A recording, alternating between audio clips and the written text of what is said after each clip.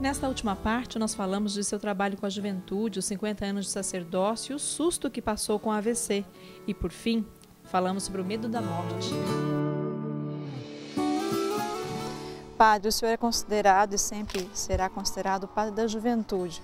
Como é que os jovens invadiram assim o seu apostolado? Você usou a palavra certa. Eu fui invadido. Eles gostaram de mim, eu fazia trabalhar de catequese e achavam que o meu jeito de trabalhar era bom. Eu era muito bom contador de causa. Meu pai era também. É que nem o Padre Léo. O Padre Léo também era grande contador de causa, eu acho que o melhor que eu já vi. E ele foi meu aluno. A gente brincava muito com outros. É que nós somos lá de Minas, né?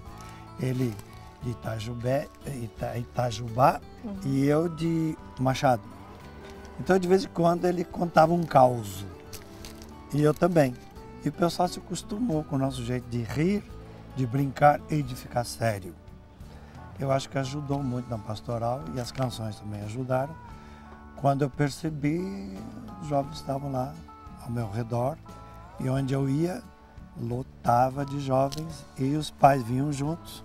Aí os bispos começaram a dizer, olha, você vai falar só para o colégio e o povo? Então eu tinha assim, de manhã para o colégio, à tarde para grupos de igreja e à noite um show para a multidão, ou às vezes invertia. Então começaram a me mandar para os estádios. Quem inaugurou esses shows em estádio fui eu. Os bispos que mandavam. Eu quero que você fale para o meu povo. E você está falando só para o colégio. Tá bom, o senhor é que manda. E os primeiros shows que eu dei foi Dom Helder que pediu. E depois Dom Pelé, famoso. E eu dizia, mas eu quero meu povo, você vem para cá. E no começo, os primeiros que me chamaram foram eles. Depois vieram os cardeais, os bispos. E eles me ensinaram a cantar para a multidão nos estádios. Irmã Dulce me chamava e para levantar os fundos também para ele. E eu comecei a sentir que minha canção tinha uma finalidade também econômica, porque ajudava o povo. Falei, que bom. E começamos a fazer isso, ajudar as vocações, tudo isso, e valeu a pena. Então, eu fui o primeiro que fazia isso nas praças e, além de também eu ir para as torres de igreja, era também nos estádios. Outros padres viram isso e começaram a fazer. Falei, que bom, que bom. A igreja descobriu, ela foi na multidão. Isso trouxe muita novidade, foi, então, né, padre? Mas eu acho que a igreja que me chamava, né? O senhor sempre ia caminhando junto com a igreja, mas sempre trazendo muita novidade. Já levou algum puxão de orelha por causa disso? Já. Às vezes a gente passava do limite, né?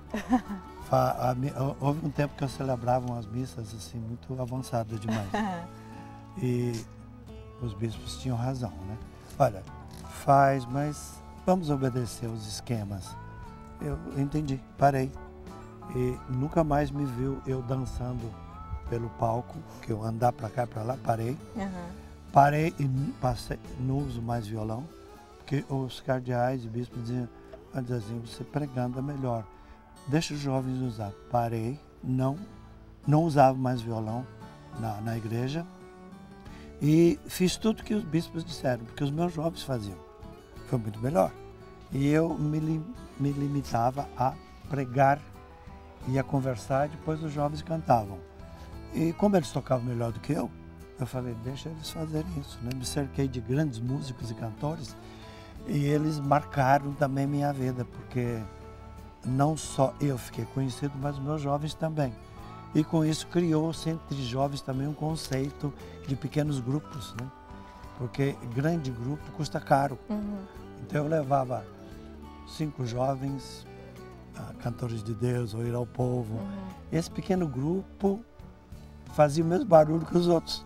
Então era mais fácil para viajar. E com isso as bandas diminuíram, o que eu acho que cada um escolhe. Mas quando começou a ficar muito caro, a gente escolheu um caminho menor, para poder atingir também. Porque senão era muito caro para uma diocese pagar tudo isso. Quer dizer, tudo isso a igreja foi me ensinando, né? Padre, com tudo isso já se foram 50 anos de sacerdócio que o senhor celebra. É muito caminho, né, padre? É bom, sou grato a Deus por tudo isso. Quando eu tive o AVC, eu não podia mais falar e eu disse, então agora eu vou rezar. E tive que aprender de novo a falar, porque eu tinha perdido a capacidade de falar. As palavras voltaram, os médicos são muito bons, eu devo muito aos médicos a minha recuperação. Cuidaram muito de mim, as irmãs paulinas e as irmãzinhas missionárias de São José, cuidaram de mim muito, e sou muito bem cuidado. Então acho que eles me recauchutaram. Hoje eu posso falar de novo e tenho pregado, mas eu fujo de trabalho muito cansativo agora porque mexe comigo. O AVC, graças a Deus, não voltou mais e eu estou podendo controlar também o diabetes, está muito bem, e com isso eu estou servindo de novo. Deus me deu essa graça de voltar a fazer isso. Estou comemorando os 50 anos de padre de um jeito que eu nem imaginava, né? Voltei a fazer tudo que fazia, menos televisão, que aqui só faço quando vocês vêm me procurar. Eu não vou mais à televisão. Agora é a televisão que vem a mim. Padre, o senhor falou do AVC, que acho que foi um fator assim, importante nesse tempo de caminhada. O senhor teve medo de morrer? Sabe que não. Eu acho a mística do abandono era muito importante na minha vida. Eu tive essa mística. E meu pai era um homem muito piedoso. E ele não podia se mexer mais na cama por quase 10 anos. Então ele era paralítico do acidente que ele teve. E ele tinha uma conformidade muito grande com a vida. Gemia de dor. Mas ainda, mesmo assim ele ainda até brincava com a gente quando podia. E minha mãe era muito também tranquila. Quando amputou as 2 pernas por causa do diabetes, ela não perdeu em nada. Continuou do mesmo jeito. Eu me lembro de um episódio que uma amiga da família, vendo a minha mãe na cadeira de rodas, contando os causos dela, aí ela disse, Dona Divina, como é que a senhora seja tão alegre assim, e com problema de paralisia, e com as suas pernas, aí minha mãe brincando com ela, olhando para ela do jeito dela, disse assim, é que eu não preciso das pernas para falar.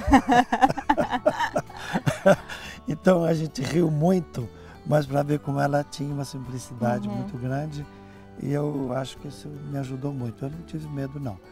Se no futuro viesse a ter medo é outra história, porque não aconteceu não, eu estava conformado, o que Deus quisesse estava bom. Espero que Ele me dê essa mesma mística a vida inteira. E essa iminência da morte mudou alguma coisa no senhor? Sim, lógico. Eu usei muito tempo para orar, para meditar, refletir, mas ao mesmo tempo também não desisti de viver, né? Continuei falando, aprendendo, até que voltei a falar de novo. E eu entendi que isso fazia parte também do meu chamado. Deus talvez não me quer mais fazendo o que eu fazia. Mas Ele me deu outros trabalhos e não parou. Não parei de trabalhar. Como Jesus dizia, né? Meu pai trabalha sempre e eu também trabalho. Eu tenho essa ideia também. Enquanto Deus me der chance, eu vou trabalhar porque Deus trabalha.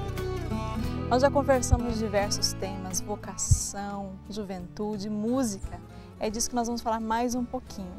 O Padre Zezinho tem inúmeras canções, como ele já falou, mas algumas ficaram no nosso coração. No meu, por exemplo, foi Utopia, de muita gente. Padre, conta a inspiração, como é que o senhor compôs essa música? Eu acho que cada um escolhe a sua canção. Na verdade, a decisão é o povo que faz. Eu sei que Oração pela Família, Utopia, Minha Vida Tem Sentido, Um Certo Galileu e mais de 50 canções que o povo canta comigo, cada um escolheu o seu, nas suas regiões, nas dioceses, mas ficou realmente esse clássico que o povo diz de Utopia. E, aliás, foi minha mãe que deu a ideia. Em 1974, eu estava viajando pela a Alemanha, quando minha mãe disse, antes de eu ir, minha mãe já estava paralítica. Ela disse assim, você nunca fez música pro Fernando, que era o meu pai? Mãe, nunca fiz mesmo. Então, faz uma música para nós. Eu, tá bom. Como é que nós era? Eu falei, tá bom, mãe, tá bom. Minha mãe era muito mineira, né? Com jeito mineiro de falar. Eu disse, então reza por mim, porque eu sozinho não vou criar. E eu vou rezar o coração de Jesus, ai de te dar esta graça. E rezou. E eu estava em turnê na Alemanha. Era a primeira vez que eu estava fazendo, depois eu voltei mais tarde, quando minha mãe morreu. Mas a música ficou pronta. E quando eu voltei, eu mostrei a música para minha mãe. Ela assim, daquele jeitinho dela, né? Olhando. Quando eu acabei de cantar, ela disse assim, igualzinha que nem seu pai. Aí eu falei, foi, mãe? Era assim mesmo. E realmente o pessoal gostou e, de fato, em casa era assim mesmo. E eu sei que muita gente tem uma história parecida, né? Cantar ao redor da lareira. Eu fiz muita música de lareira por isso. Então eu acho que essa música mexe, porque muita gente já viveu isso, né? Ao redor da lareira ou em algum lugar no frio, né? Era muito comum. Em Minas era muito comum isso.